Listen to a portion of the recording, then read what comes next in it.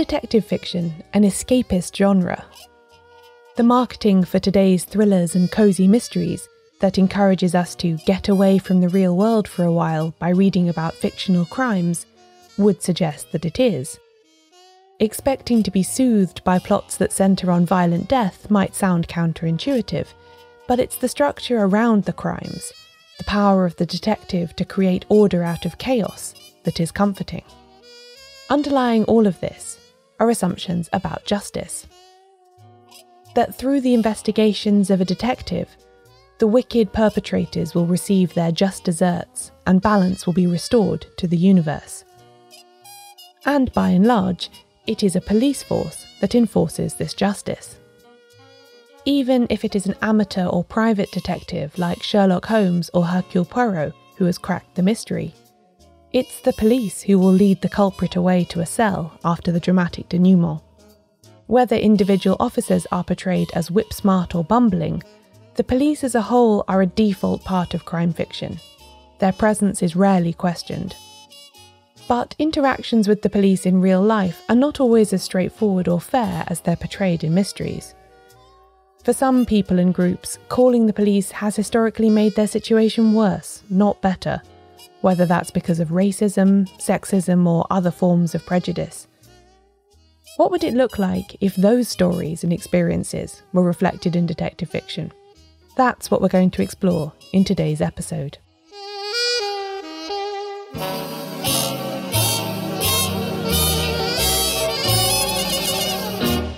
Welcome to Shedunnit. I'm Caroline Crampton.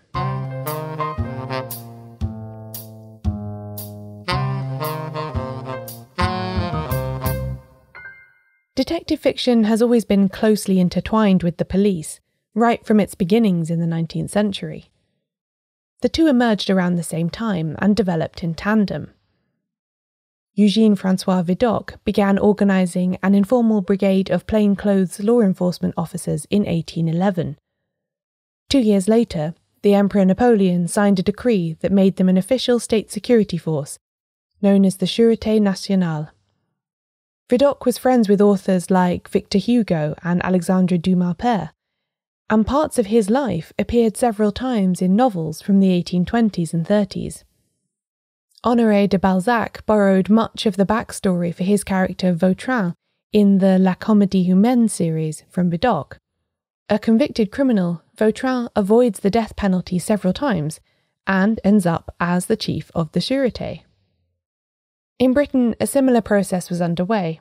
Henry Fielding's Bow Street Runners from the 1750s and the Marine Police Force established in 1798 had gradually morphed into the Metropolitan Police, established by an Act of Parliament in 1829.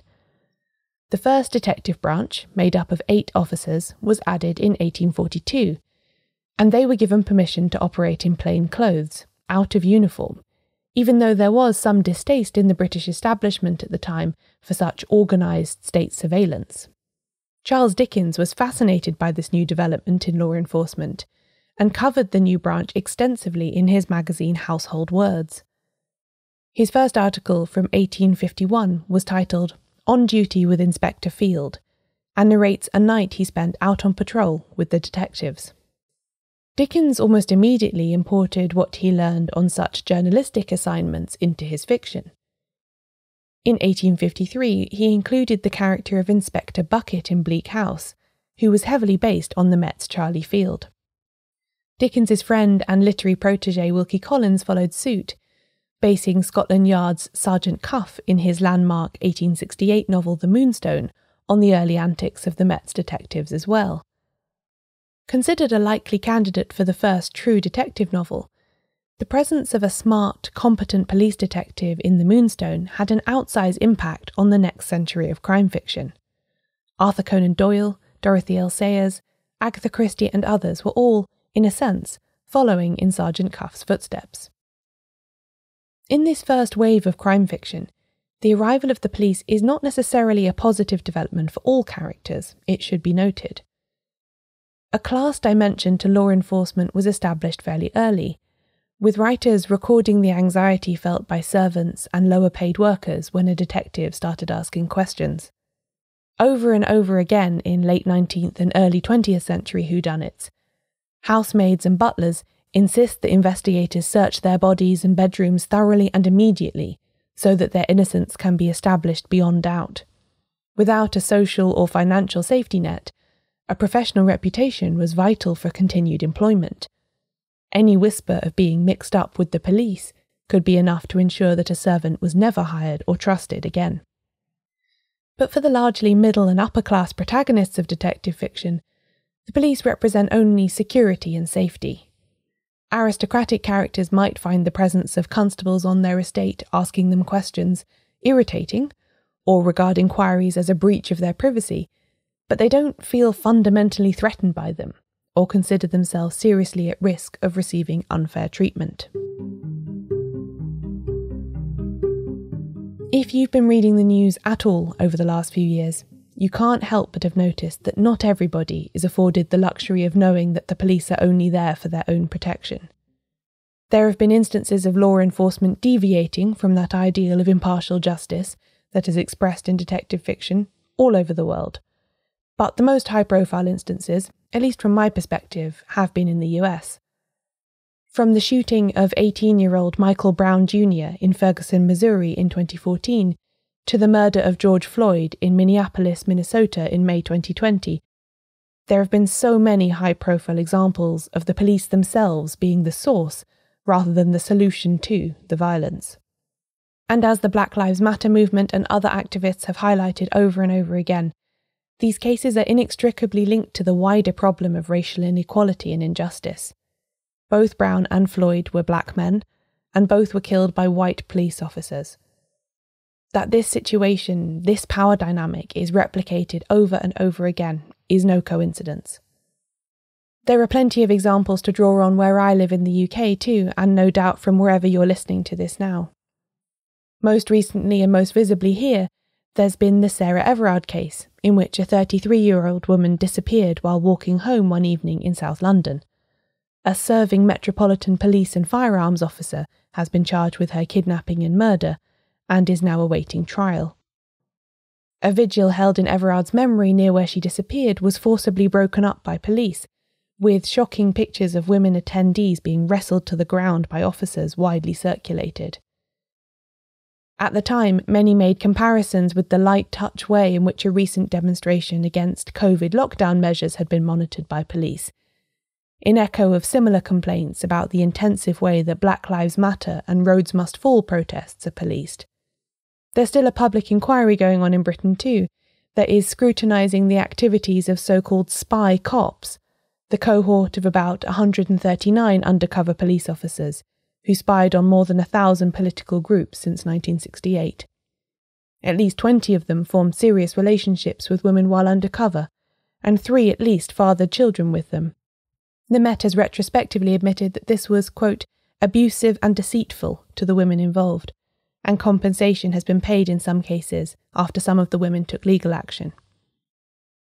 All of which is to say, it isn't very surprising that readers have started to look a little harder at the police characters in their crime fiction of late. I was noticing that this pop up all the time, whether they're like main characters, supporting characters, or they're foils to the main characters, whether it's like, it's a Sherlock Holmes situation, you have a bumbling inspector they're running things with, or it's just like the police are there to be like, to help. In March, the Crime Reads website published an article on this subject titled, "Who Are You Going to Call? Rethinking the Role of Police in Mysteries." Reading that really helped me to hone my own thoughts on this subject as I was working out how to talk about these issues on the podcast. So I got in touch with the writer of that piece, wanting to hear more. My name is Nicole Glover. I'm the author of The Conductors, which came out fairly recently this year. It's a historical fantasy mystery story about everything. Nicole's debut novel isn't a straightforward murder mystery. As she says, it's a historical novel with fantasy elements as well, but the process of writing it allowed her the space to consider her own perceptions of law enforcement in relation to the way the police are written about in crime fiction. I think I've always kind of questioned the appearance of police, in a sense. I had a healthy a suspicion or reluctance with police presence, but even when I was younger.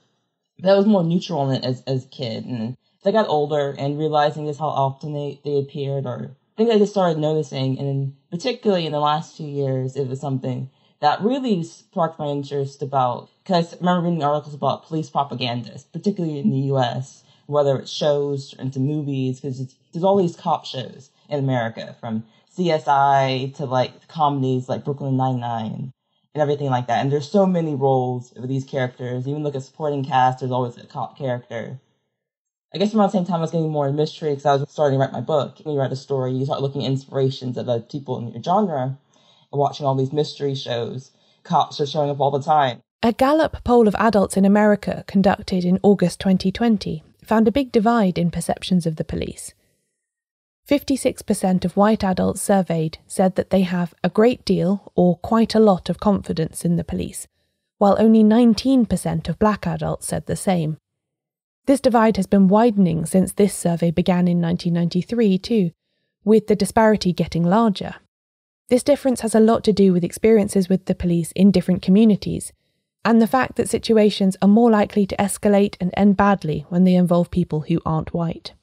And it also becomes clear the racial issue is really strong, because there's lots of contrast articles that come out when there's an incident about whether someone black or brown that gets shot, where it's a case where a white antagonist would probably get gently talked down or taken without being injured. Like, whenever I see accounts of shootings in different areas, and I see in the article that the person was captured and taken into custody, I know that shooter was white, without reading anything else beyond that headline. The way the police are characterised in the vast majority of crime fiction, i.e. as the heroes, or at least the trustworthy coppers who can be relied upon to uphold justice, doesn't match the experience that Nicole is talking about. It's not being told from the perspective of characters who are constantly worried that even the most casual and routine interaction with law enforcement could put them in harm's way. That's true in books from the 1920s, and it's largely remained true in the detective fiction that's been published since.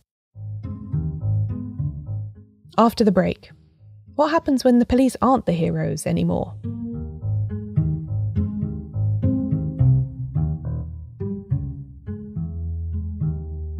This episode of Shedunnit is sponsored by Dear Holmes, a mail-based Victorian mystery game. In the US, Father's Day is coming up on the 20th of June, and this could be the perfect present for a mystery or puzzle-loving parent. Here's how it works. Every week, you or your chosen gift recipient will receive a real, actual letter in the post that contains clues to help you solve a monthly mystery set in the Victorian period. At the end of the month, Sherlock Holmes himself will write to you and reveal his solution to the puzzle, so your challenge is to beat him to it. You can investigate on your own, or you can involve a group of family or friends. Either way, what could be more perfect for the Shedunnit listener in search of a whodunit-based distraction? To give this as a gift or to join for yourself, visit dearholmes.com, that's Holmes as in Sherlock Holmes, HOLMES, and enter promo code Shedunnit to get $5 off your first order. That's dearholmes.com and code Shedunnit for $5 off. This episode is also sponsored by 13 Doorways, Wolves Behind Them All, an eerie historical mystery by two-time National Book Award finalist Laura Ruby. Based on a true story, it begins in Chicago in 1941, when Frankie's mother has died and her father has left her in an orphanage, just for a while, he says. Years later, Frankie wants answers about what really happened, and begins to delve into her own past to find them. With the Second World War in the background, Frankie starts unearthing secrets that should maybe have stayed hidden. The central question of this book is really intriguing. Do ghosts haunt you, or do you haunt the ghosts? It's a really interesting collision of mystery and history. In case you need more convincing, this book has had some great press. The New York Times called it haunting and hopeful in equal measure, and Booklist said it was stunning. For the month of May, the audiobook of 13 Doorways, Wolves Behind Them All by Laura Ruby is available at a special, deeply discounted price at your favourite audiobook retailer, so it's the perfect time to grab a copy and settle in for some really spooky listening. That's 13 Doorways, Wolves Behind Them All by Laura Ruby, discounted now at your favourite audiobook retailer.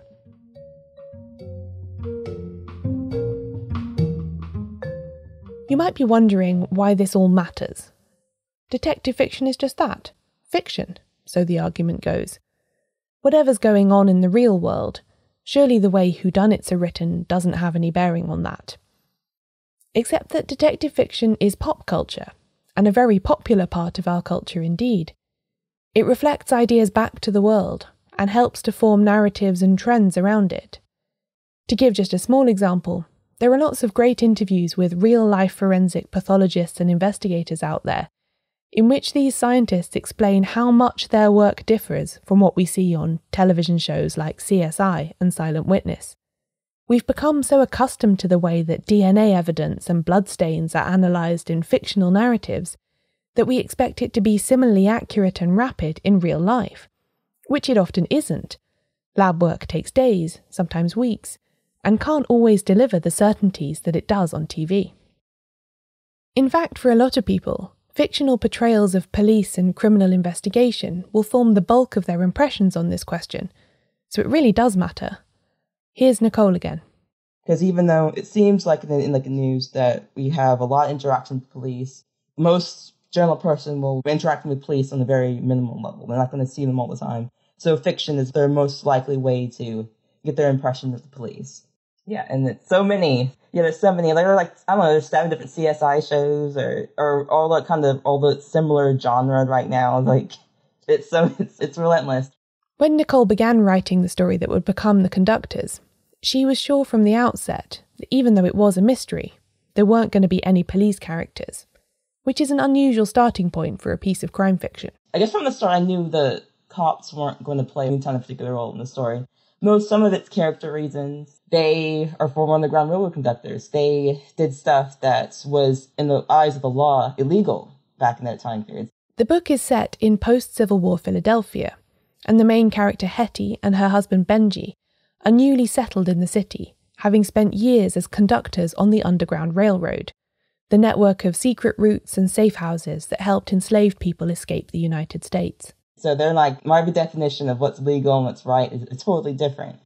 So they're not going to turn to certain authorities about certain things, especially as I often learned in the past that sometimes doing that gets them in more trouble.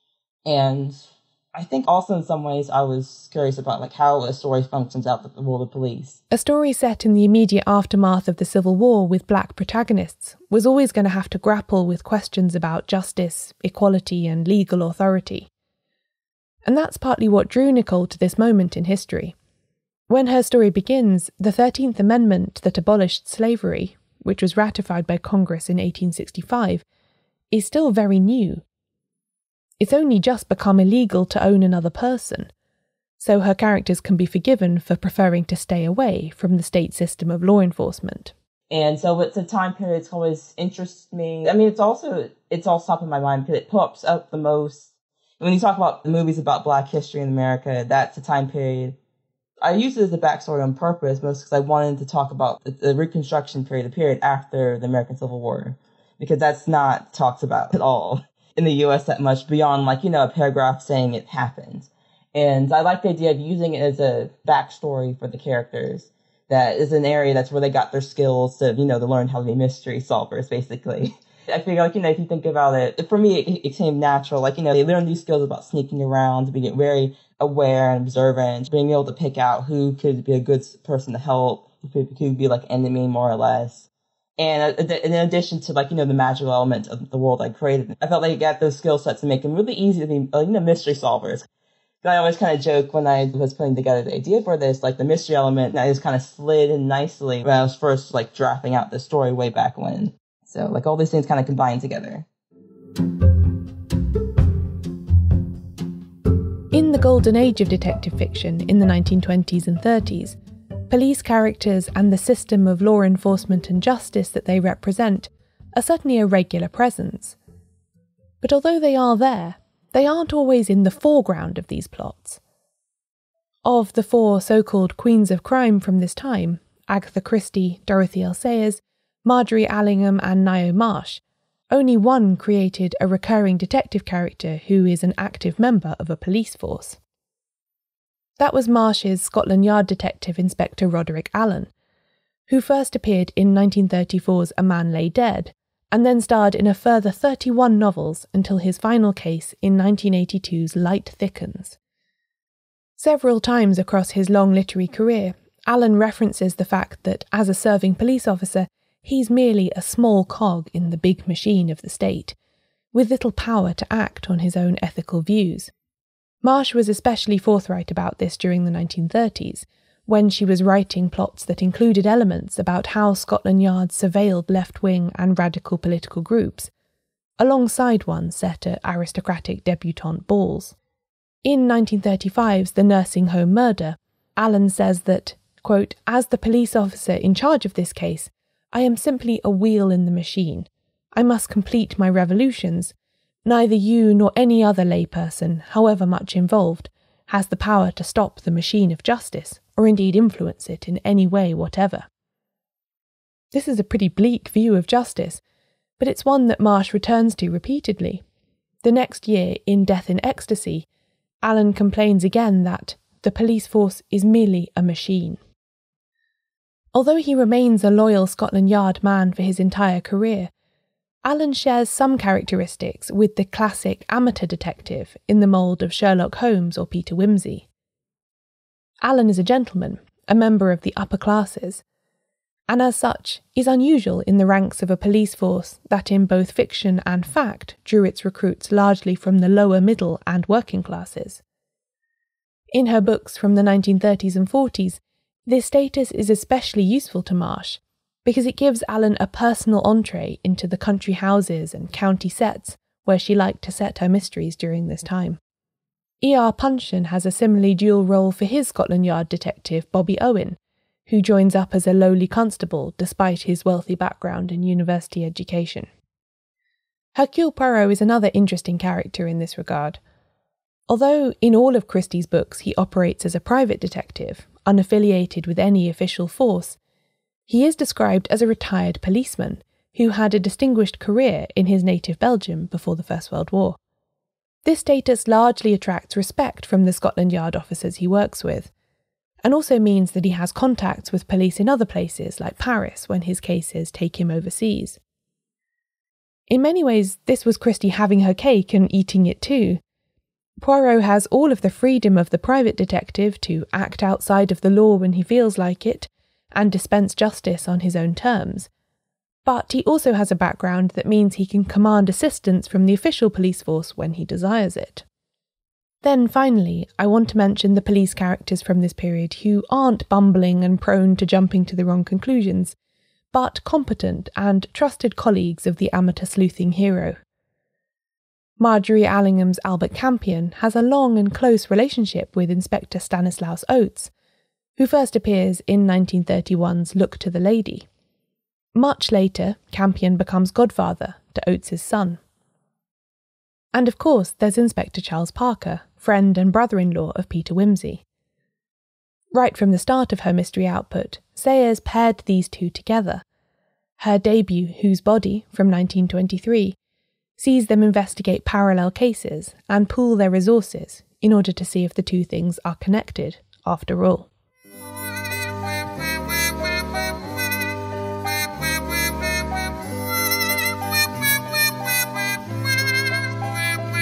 Detective fiction has always evolved alongside the police, borrowing elements of real-life investigation and reflecting it back for our consumption.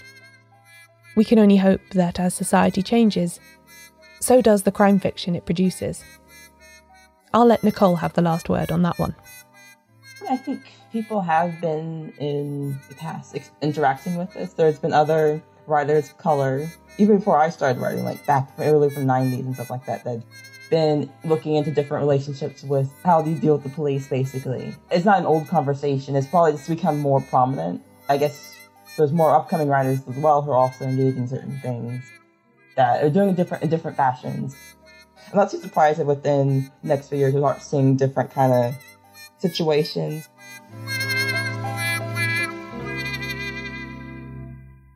To go back to my first point, it's like it's something that's always been kind of happening. It's just probably becoming more mainstream. We might be seeing more bigger stuff happen now, hopefully.